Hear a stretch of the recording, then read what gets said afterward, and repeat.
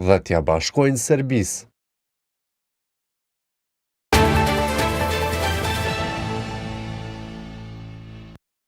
Pikërisht për seancën e sotme dhe mënyrën se si mund përfundojë gjithë ky proces gjyqësor, njëri prej më të mëdhenjve sa i përket terrorizmit në Kosovë, do t'i diskutojë me avokatin Naim Rudari, i cili përfaqëson njërin prej pjesëtarëve të policisë së Kosovës në këtë proces gjyqësor. Atëherë avokat, mirëmbrëma dhe mirë se keni ardhur. Mirëmbrëma, mirë se u gjetëm. Faleminderit shumë. Avokat, e pam edhe në këtë storje, pra seanca sotme u mbyll për publikun për shkak të vlerësimit të prokurorisë speciale. Ju si avokat si e pata, ishte nevojshme kjo mbyllje e seancës me këtë dëshmi? Po më parim sot ishte seanca e radhës, pra sipas asaj që është planifikuar nga gjykata, ka pasur të dëgjohet një dëshmitar anonim. Ne kemi vlerësuar ndoshta jo shumë të nevojshme që të mbyllet seanca, me qenë se prokuria paraprakisht ka ndërmarrë masat e mbrojtjes atij dëshmitari duke fshihur identitetin e tij. Por sido që të jetë, nga dëshmitari anonim mund të rrjedh pyetje nga palët në procedurë që eventualisht me përgjigjet e dëshmitarit mund të identifikohet nga dikush tjetër jashtë dhe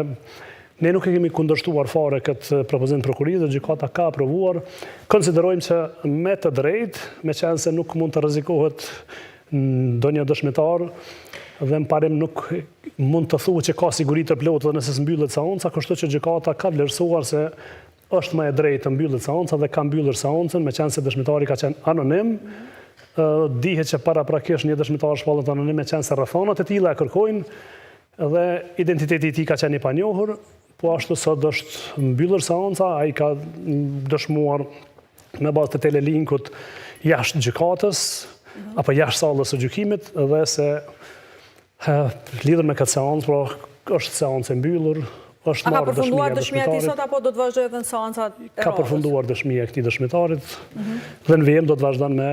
dëgjimin e dëshmitarëve të tjerë. A do të kemi avokatë edhe të tjerë paralajmërime, ka pasur që do të ketë dëshmitarë të tjerë anonim? Ta po shkojmë drejt fundit sa i përket çështjes së dëshmitarëve, dëgjimit. Megjithëse është një dëshmitar anonim, ndërsa dëshmitarët e tjerë nuk janë dëshmitar anonim, janë dëshmitar me identitet të njohur, e që tani varet nga prokuria a do të propozojnë që ndonjë seancë të mbyllet dhe ne si përfaqësues të palës së dëmtuar konsiderojmë se është plotësisht e panevojshme që të mbyllen seancat. Seancat para kësaj janë mbyllur, por natyrisht... Konsideroni që ka pasur raste kur nuk janë plotësuar kushtet ligjore që të mbyllen seancat apo si? Ndoshta nuk janë plotësuar kushtet ligjore, edhe pse propozimi i prokurisë ka qenë që të mbyllet një seancë. Mbas është pritur se nga dëshmitare që do të japë dëshmi të mjaftueshme dhe të nevojshme për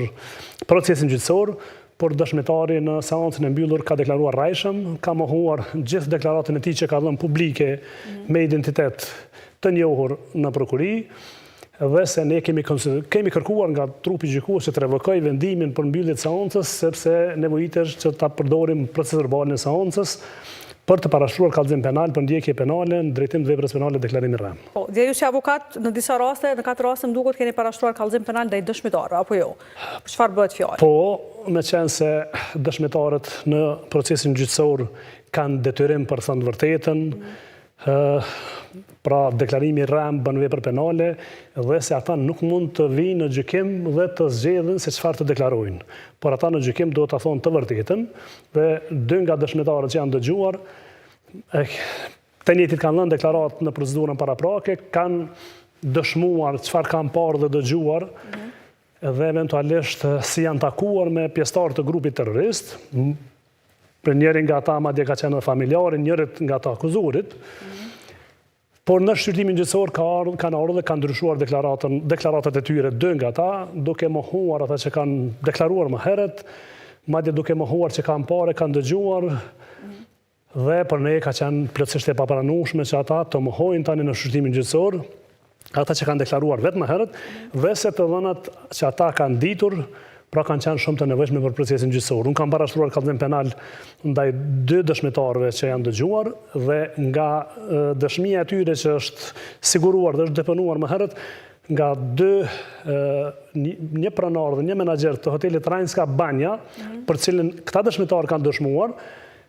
por deri më tani ne nuk kemi njohuri se prokuria themelore në Prishtinë ka ndërmarrë ndonjë veprim apo do ta dërgojë këtë kallëzim penal në kompetencë apo do të dëgjojë palë, mirë po aty nuk ka asnjë mëdyshje që vepra penale deklarimi rrem është kryer,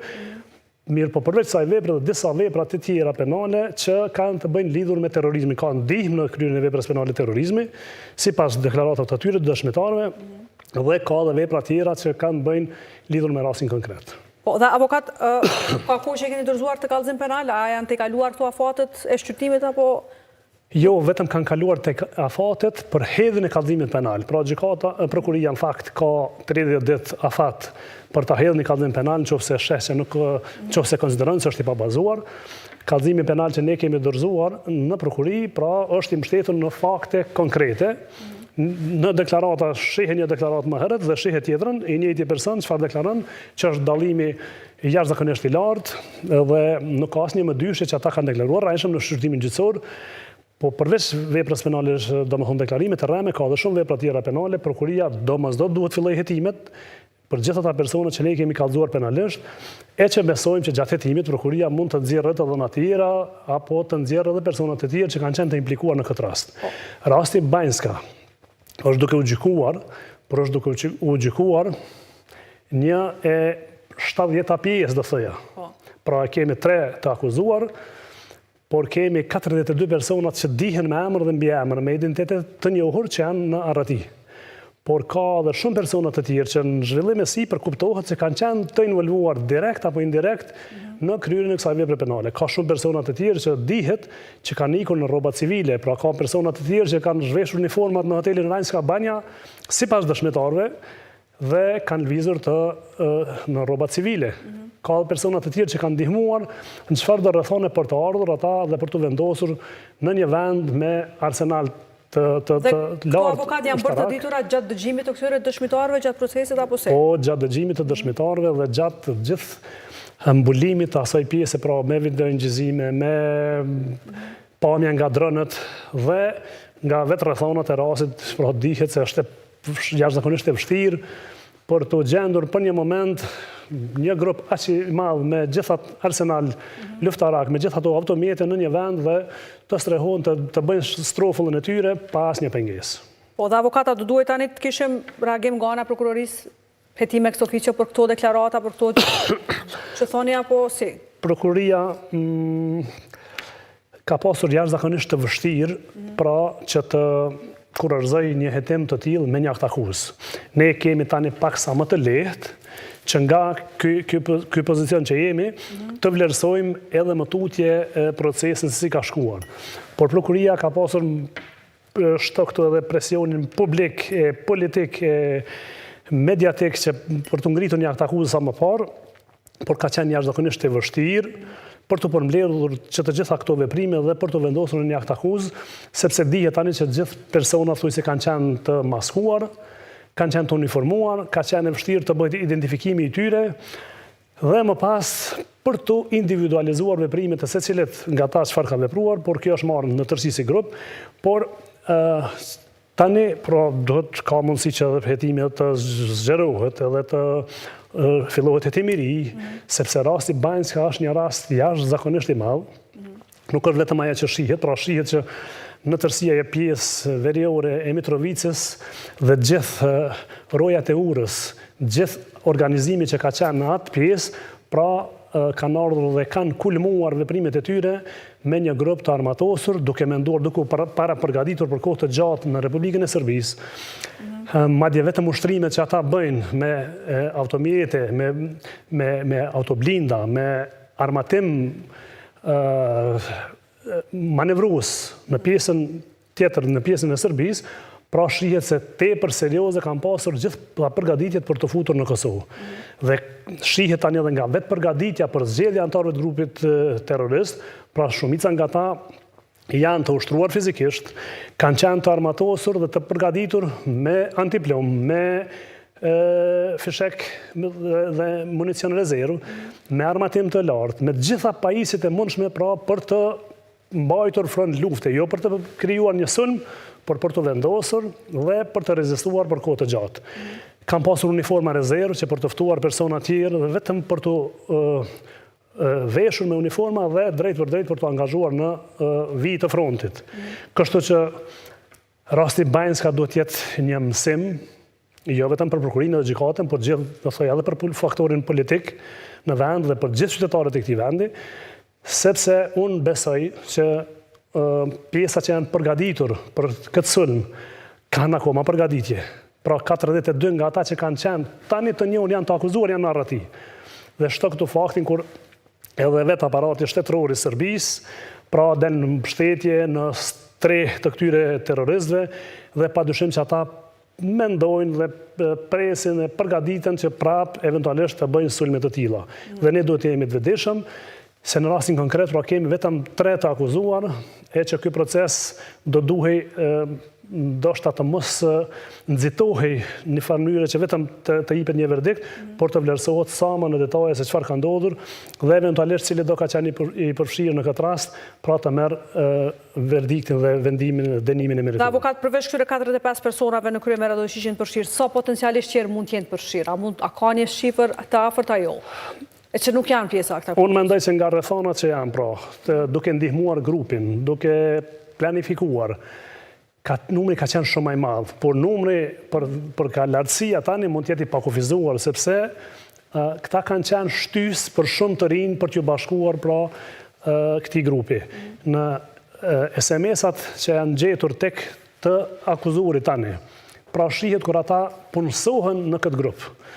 Komunikojnë njëri me tjetrin dhe bisedojnë që po do të shkoj, do të vendosin, do të punësohem dhe kanë pagë të rregullt për të ardhur dhe për të luftuar, pra kanë konsideruar vend pune për të marrë pjesë në një grup që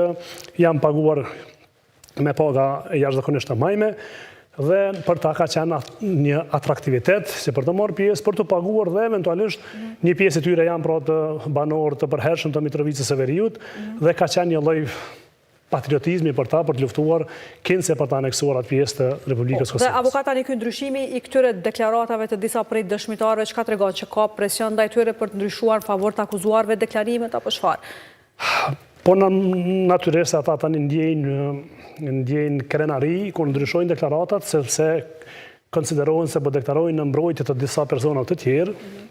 Madje njëri nga ta, kur unë kam paralajmëruar se do të parashroj kallëzim penal për deklarim të rënd, ka thënë se unë ndihem mirë nëse ti më kallëzon penalisht, por ne kemi dashur të bëjmë dije dëshmitarët, ata që do të vinë në vim që të dëgjohen, sepse ka dhe dëshmitarët e tjerë, që ata që kanë parë dhe kanë dëgjuar detyrohen ta thonë para gjykatës. Edhe pse ne besojmë që gjykata ka provat mjaftueshme për të shpallur fajtorët 3 të akuzuarit, por kemi vetëm 3, sepse këto nuk ka filluar gjykimi në mungesë, që unë personalisht kam qenë insistues dhe kërkues që nga fillimi që të vazhdohet me gjykim mungesë, por kjo ka mbetur si një interpretim juridik në kuadër të sepse a lejon kodi procedurës penale apo jo gjykimin mungesë, dhe se unë kam folur për këtë çështje dhe mendoj akoma që është e pakuptim të mendohet. Pra konsideroj që do duhet ndajlën, apo jo, për të tjerët që nuk janë pjesë e procesit? Në fakt, procesi ka filluar vetëm për 3 nga ata akuzuarit, që për ata janë gjetur të uniformuar, të plagosur, të armatosur, nuk ka asnjë më dyshje që janë pjesë e këtij grupi terrorist, por besoj se do duhet fillohej edhe me gjykimin mungesë edhe për të akuzuarit tjerë dhe eventualisht të nxirren një verdikt edhe për ata akuzuarit që në fakt janë në arrati e sipër, dhe se do duhej të atyre të kufizohej eventualisht që kudo që largohen jashtë Republikës Serbisë, që të arrestoheshin dhe eventualisht të ekzekutohej dënimi për të njëjtit. Edhe pse besoj që edhe për ta ka edhe urdhër arrest, do të mund të arrestohen edhe në formën e tillë, por ndryshe kur vërtetohej dhe nxirrej vendim për ta se ata kanë kryer vepra penale më të rënda që parasheh Kodi Penal i Republikës Kosovës. Gjatë avokat, a është vonuar pak sistemi i drejtësisë nëse procesi gjyqësor ka nisur vitin e kaluar apo jo? Dhe tani ende nuk ka nisur procesi gjykimit mungesë, pra atyre u është dhënë hapësirë që të arratisen më lehtë apo çfarë? Jo, ata në fakt vetëm se kanë arritur të arratisen me rastin e këtij sulmi, dhe dihet tani që ata kanë Serbinë kanë se vend të sigurt, që ata vetëm se mjafton mos dalin nga Republika e Serbisë dhe kanë një vend të sigurt tani për tani, meqenëse se edhe faktori ndërkombëtar nuk ka bërë presion mbi Serbinë që ata persona të dërzoj apo të gjykoj. Pra është një parim në drejtësi se o dërzoje o gjykoje, dhe në këtë rast o do duhet t'ja dërzonin Kosovës, o do duhet t'i gjykonin në Serbi, por dihet tani nga ajo që kemi parë ne të gjithë Milan Radojčić është paraqitur me një vend diku në para prokurisë por besoj se ajo është shpërblyer, sepse dihet tani se ai ka qenë i porositur dhe i paguar, i mbështetur politikisht nga presidenti i Serbisë dhe nga gjithë aparati shtetëror i Serbisë për ta bërë një veprim të tillë. Po, mirë, para se të shkojmë te rasti Radoqishit, avokat fillimisht sa i përket çështjes së prova, pas përfundimit të dëshmitarëve nis administrimi prova, apo jo? Sa e fort është akt akuza, sa ka prova të mjaftueshme, a presin që të kalojnë të gjitha këto prova apo si do të presin që të shkojë te çështja e provave? Prokuria ka siguruar prova të bollshme, të mjaftueshme, pra për grupin si tërësi. Nuk ka tani asnjë dyshje edhe për tre të akuzuarit, ata janë gjetur vetë pra edhe madje të plagosur, të uniformuar, të armatosur, janë gjetur edhe mjete monetare në xhep që besojmë se ata janë paguar edhe për veprimet konkrete dhe ata përveç se edhe mbrojtjen e tyre janë munduar që ta arsyetojnë kinë se ata nuk kanë vrarë askën, nuk kanë aktivizuar eksploziv, nuk e mohojnë as ata vetë që kanë qenë pjesë e këtij grupi. Njëri nga ata është munduar që ta mohoj, por edhe në aparatin telefonik të tij janë gjetur komunikime që ka qenë pjesë i këtij grupi, është gjetur uniforma kur ka pranuar, është gjetur i armatosur, pra është pjesëmarrës në gjitha aktivitetet që janë ndërmarrë në pjesën veriore të Mitrovicës, në sulmet, në protestat që kanë ndodhur kundër KFOR-it, dhe ka qenë të jetë aktiv, pra si pjesë e rojavturës dhe këto pra ata që kanë qenë shumica nga ta pjesë e rojavturës janë konvertuar në këtë grup dhe janë të njëjtit vetëm se janë uniformuar dhe janë angazhuar. Kështu që prokuria ka provat mjaftueshme për të shpallur fajtor këta tre të akuzuar dhe në tërësi për ta konsideruar se ky grup ka kryer këto veprime. E besojmë ne që gjykata duhet t'u japë dënimin e merituar, që nuk mund të jetë më pak, mund të jetë, por ne besojmë që nuk do të jetë më pak se dënim me burgim përjetshëm. Po, dhe avokata do të jetë vështirë e argumentueshme para gjykatës që prapa këtij akti qëndron Serbia si shtet? Jo as pak. Meqense se që të gjithë kanë kaluar në Serbi, kanë hyrë nga Serbia, të armatosur, kanë hyrë në pikalimet kufitare, kanë ikë tutje, pra ka provat mjaftueshme se në kufej kanë pritur personat të tjerë për t'i strehuar ata që kanë ikur, janë shëruar në spitale të Serbisë, ata që janë plagosur, të uniformuar, të armatosur, dhe nuk ka asnjë më dyshje që Republika e Serbisë qëndron kryekput pas këtij grupi, madje është vetë organizatori këtij grupi, sepse nuk ka mundësi një grup i tillë të futet i armatosur me automjete të shumta, të uniformuar dhe prap pas sulmit të qarkullojnë dhe televizin lirshëm nëpër Serbi, madje disa nga ta tani shihet që janë trupëroje të presidentit të Serbisë dhe ata natyrisht se Serbia i shfrytëzon gjatë gjithë kohës për veprime të tilla. Dhe ne besojmë që ata mundohet që t'i përgatitë eventualisht për sulme të tilla që dhe në këtë rast Kosova do duhej faktori politik, do duhet i kërkonte faktorin ndërkombëtar sa më shumë trysni dhe presion mbi Serbinë se këtë grup do duhej ta dorëzonte në Kosovë apo ta gjykonte sa më parë në Republikën e Serbisë. Ta konsideroni që pikërisht mungesa presionit ndërkombëtar po bën që të mos dorëzohen të akuzuarit dhe kryesori Milan Radoqić në këtë rast? Po ne tani në aspektin juridik, pra juridik e politik në gjitha aspektet, me Serbinë nuk kemi asnjë lloj komunikimi, asnjë lloj bashkëpunimi dhe në këtë rast nuk mund t'i kërkojmë as ekstradim, sepse shumica nga ta edhe pse kanë dy shtetësi, shumë nga ta janë banorë të Republikës Kosovës dhe Serbia në parim do duhet të ekstradonte në Kosovë. Por në fakt Serbia nuk komunikon me Kosovën, nuk i ekstradon dhe nuk i dorëzon as qytetarët e Kosovës, as shqiptarët në fakt, nëse Kosova i kërkon Serbisë, nuk i ekstradon dhe nuk i dorëzon për shkak se konsideron se një si shtet. Arrestuan Radoqić ose të tjerë përmes Interpolit. Si shkojnë procedurat pastaj? Ka rrezik që përsëri të ekstradohen në Serbi si shteta si Serbisë apo mund të ekstradohen edhe në Kosovë për shkak se kanë shtetësinë e Kosovës? Natyrisht ata do duhet nëse arrestohen jashtë Republikës së Serbisë të dorëzohen patjetër Kosovës sa më parë. Sepse kanë kryer krime këto, kanë shtetësi të Kosovës, shumica nga ata, mund të ketë edhe të tillë që nuk kanë shtetësi të Kosovës, por shumica edhe pse kanë dy shtetësi, por kanë shtetësinë e Republikës Kosovës dhe dihet tani çfarë sulmi kanë bërë, ata do duhet të dorëzohen në Republikën Kosovës për të gjykuar sipas kësaj aktakuzë dhe sipas veprave që ata kanë bërë. Po, dhe avokat, në rastin praktik tani si shihni aratisja gjithë këtyre personave në momentin në kohën kur kishte ndodhur sulmi? Është pak e befasishme që të arritin të aratisin të gjithë këta persona nga veriu i Kosovës apo si? Apo ishte pamundur për policinë e Kosovës që t'i arrestonte të gjitha? Në aspektin profesional do ta konsideroja që nuk është e vështirë që të arratisen, me qenë se sikur të kishte policia e Kosovës të kishte forca në vijën kufitare, do të ishte diçka tjetër, mirë po ne jemi mësuar duke i parë ata duke u arratisur, e ne vlerësojmë se policët kanë mund të jenë tek syri i dronit, por ata i sheh droni e jo edhe polici. Pra, policia kanë mund të jenë ke diku tjetër, dhe t'i shohin ata duke ikur vetëm përmes dronit. Dhe besoj se distanca ka qenë jashtëzakonisht e largët kur ata shihen duke ikur. Dhe nuk është policia aty ku është droni, por është droni që i sheh dhe policia është në distancë shumë të largët. A ka mund të ketë ndonjë marrëveshje më herët përmes faktorit ndërkombëtar apo diçka? Unë personalisht nuk e besoj këtë gjë të tillë, por në parim edhe policia është për të arrestuar dhe për të parandaluar e ndaluar, jo edhe për të luftuar. Policia dhe sikur t'i sheh duke ikur ata, në parim nuk mund t'i gjuaj dhe eventualisht të ndarmarrë veprime tjera. Policia është për të arrestuar dhe për të ndaluar. Në raste se në përpjekje sipër për të arrestuar paraqitet me sulm, atëherë policia ka të drejtë të përdorë armë dhe eventualisht sulmit të përgjigjet me sulm. Por unë besoj se ata ka qenë e pamundur për policinë që të arrestohen, sepse policia pa dyshim se do të kishte dëshirën e vullnetin që t'i arrestonte që të gjithë dhe eventualisht t'i sillte para drejtësisë për të dhënë përgjigje për gjithë ata që kanë vepruar. Dhe avokat, në çfarë niveli, në çfarë mase ishte rrezikuar siguria publike ditën kur ndodhi sulmi në Banjës, kur analizojmë të gjitha këto edhe provat edhe ato çfarë po shohim para gjykatës në rastin Banjska? Unë konsideroj se policia ka kryer punën në mënyrën më profesionale. Në këtë rast, jo vetëm profesionale, por kanë qenë edhe fatlum, se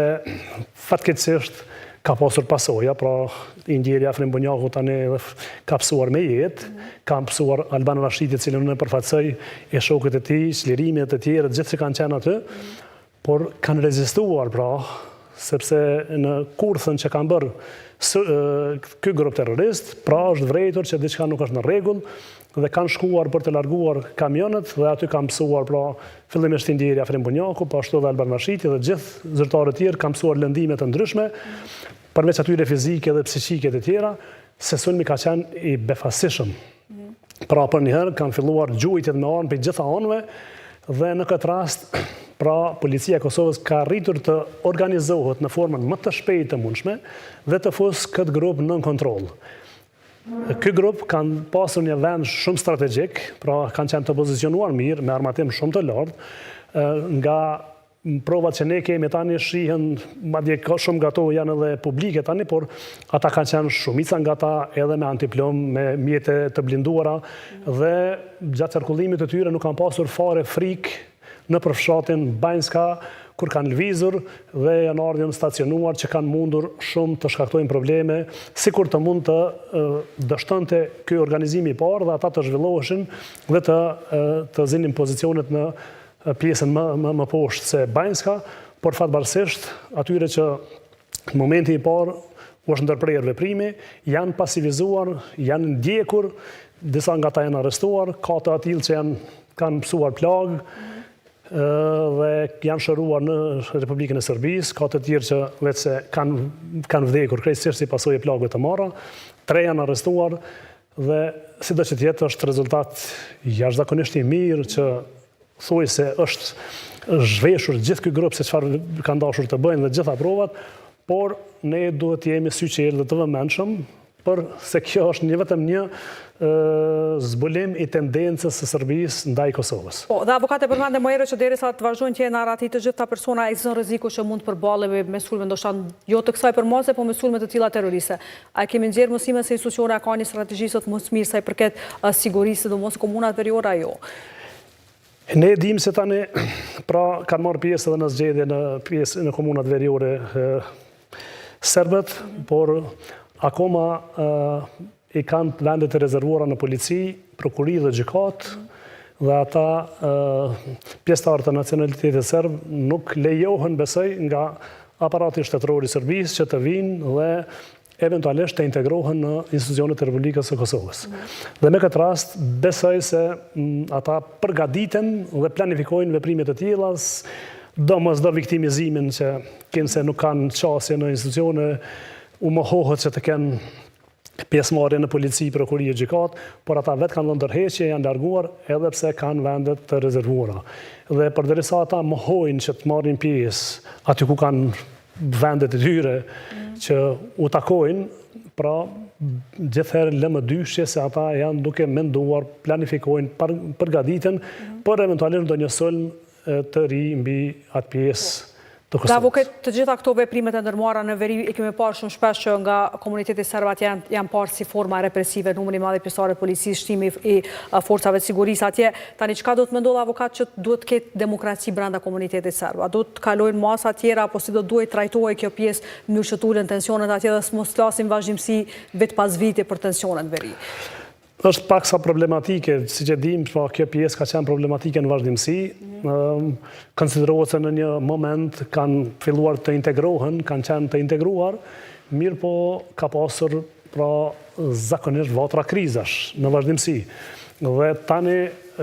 nëse shihet tani për tani, pra ajo pjesë nuk ka qenë kur më mirë, por unë konsideroj se është e paqëndrueshme, përderisa sepse duhet të ekzistojë një marrëveshje politike, një marrëveshje qëndrueshme atje, dhe më pas mos të kem problemet gjithë ne, po as pjesëtarët e nacionalitetit serb.